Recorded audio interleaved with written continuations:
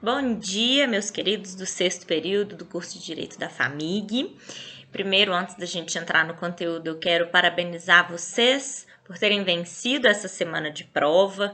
Eu sei que não é fácil, vocês estudaram muito, né? Trabalharam muito em cima de todos os conteúdos. Tenho certeza que todos se saíram bem, viu? Bom, na aula de hoje a gente vai falar um pouquinho sobre curatela. A gente falou nas duas aulas anteriores sobre tutela, que é também um instituto protetivo, assim como a curatela, até bastante parecido com ele, e na aula de hoje esse é o nosso tema. Abram, por favor, o Código Civil. Hoje nós vamos utilizar também o Estatuto da Pessoa com Deficiência, e eu peço para vocês abrirem um documento de Word que eu disponibilizei. Olha só. Vamos começar conceituando a curatela? Curatela tem origem em uma expressão do direito romano, tá? De curare, cuidar, olhar, velar, zelar, tá? É um instituto de proteção aos maiores de 18 anos que são incapazes. E exatamente por isso a gente fala em um tripé de proteção de incapazes, sendo a curatela aos maiores, a tutela e o poder familiar aos menores, sempre trabalhando aí com hipóteses de incapacidade. Curatela pode ser conceituada como um encargo, assim como a tutela é um encargo. Só que a gente trabalha na curatela com um encargo conferido judicialmente a alguém para que zele pelos interesses de outrem, maior de idade, que não pode administrar seus bens e direitos em razão de uma incapacidade. Em outras palavras, é um instituto protetivo que tem caráter protetivo e assistencial para quem tem mais de 18 anos, mas é incapaz de zelar pelos próprios interesses e de reger a sua vida e também de administrar o seu patrimônio. Tá? Aqui eu já dei para vocês várias informações importantes. Olha só. Primeira delas, a tutela é destinada a cuidar dos interesses dos menores, a curatela dos maiores, porém incapazes. Por curatela, eu estou trabalhando com um instituto de caráter assistencial, considerado um munus público. Por fim, é um encargo conferido judicialmente, ou seja, vai ser necessário o ajuizamento de uma ação em que haverá o acompanhamento do Ministério Público, porque nós estamos trabalhando com interesses de incapazes. Esse instituto, ele encontra previsão na Lei de Registros Públicos, que é a Lei 6.015 de 73, no Código Civil, nos artigos 1767 e seguintes, e sofreu aí grandes modificações em razão da entrada em vigor do Estatuto da Pessoa com Deficiência no ano de 2015. Então, todos aqueles que tiverem algum Código Civil desatualizado ou com data anterior a essa data, a esse marco, que é o Estatuto da Pessoa com Deficiência, devem buscar outra legislação, tá? Ou uma mais nova, ou então aquela disponibilizada pelo site do Planalto, para evitar de ter problemas em relação às alterações que foram grandes e que aconteceram nos últimos anos, tá? Vou lançar aqui agora umas perguntas e a gente vai trabalhar com as respostas. A primeira delas: existe a possibilidade de uma curatela compartilhada entre mais de uma pessoa? Duas pessoas compartilhando uma curatela? Sim, tá? É isso que dispõe o artigo 1775-A do Código Civil. Olha só. Na nomeação de curador para pessoa com deficiência, o juiz poderá estabelecer curatela compartilhada a mais de uma pessoa. Outra pergunta: os curatelandos, enquanto incapazes, poderão ser recolhidos em estabelecimentos que afastem do seu convívio com a família? Para responder essa pergunta, eu quero lembrar vocês de um conceito que não está muito distante da gente, o do manicômio. O manicômio, que eram as casas de acolhimento das pessoas consideradas loucas, não existe mais, tá? No formato que a gente conhece, isso não existe mais. A gente teve, em 2001, a Lei 10.216, cujo objetivo foi atingir o sistema médico brasileiro criando uma política de saúde antimanicomial.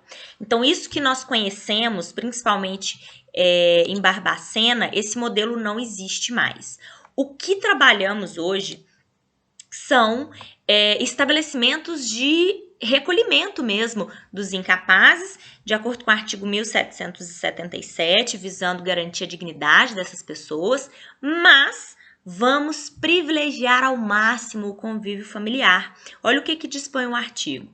As pessoas referidas no inciso 1º do artigo 1767 receberão todo o apoio necessário para ter preservado o direito à convivência familiar e comunitária, sendo evitado o seu recolhimento em estabelecimento que os afaste desse convívio. Outra pergunta: quem pode ser nomeado curador? O cônjuge ou companheiro, claro que não separado judicialmente ou de fato, vai ser nomeado curador. Na falta de cônjuge ou companheiro, é curador legítimo o pai ou a mãe, os ascendentes. E na falta de pai ou mãe, os descendentes que se mostrarem mais aptos. E olha, entre os descendentes, quando houver uma concorrência em que mais de um descendente pode exercer a curatela, o mais próximo exclui o mais remoto, ou seja, um descendente de primeiro grau vai excluir o descendente de segundo grau. Significa que filhos excluem netos para figurarem como curadores, tá? E na falta das pessoas mencionadas nesses artigos, cônjuges, ascendentes e descendentes, o juiz é quem vai escolher o curador e assim nomeá-lo. Quem está sujeito à curatela? 3 casos. Aqueles que por uma causa transitória ou permanente não puderem exprimir sua vontade, os ébrios habituais e viciados em tóxicos e os pródigos. Vocês vão perceber que aqui nós tivemos uma alteração muito importante com a entrada em vigor do Estatuto da Pessoa com Deficiência. Porque olha só, antes desse estatuto, o artigo 3º tinha um rol de incapazes muito grande. Eu até coloquei um quadro comparativo para vocês. Depois da sua entrada em vigor, passaram a ser considerados absolutamente incapazes única e exclusivamente os menores de 16 anos. Aí, em relação ao exercício da curatela, o 1767 também sofreu alterações. E apenas esses 3 casos é que encontraremos pessoas que poderão ser submetidas à curatela. Próxima pergunta para vocês. O que acontece quando o pai ou a mãe é incapaz e tem curador? Eles estão sujeitos à curatela. Porque, vejam só, pais e mães são detentores do poder familiar. Eles são capazes e vão tutelar o interesse dos filhos menores incapazes. Mas e quando os pais, apesar de maiores, são incapazes? Neste caso, nós vamos aplicar o disposto no artigo 1178 do Código Civil.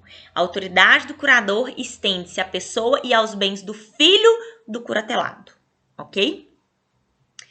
Turma, eu falei com vocês do Estatuto da Pessoa com Deficiência e eu quero explicar por que a gente chegou até aqui.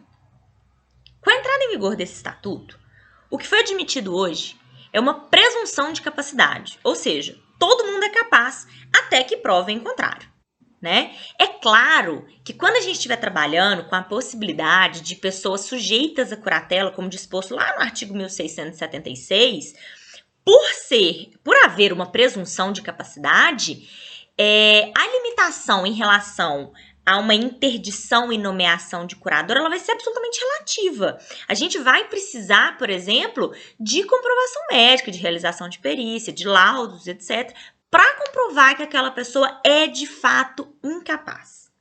E aí surge uma figura muito interessante para trabalhar com uma limitação de capacidade sem que haja a instituição de uma curatela, que é a chamada tomada de decisão apoiada, prevista nos artigos 115 e 116 do Estatuto da Pessoa com Deficiência, e esses artigos alteraram o artigo 1783-A, trazendo a seguinte redação.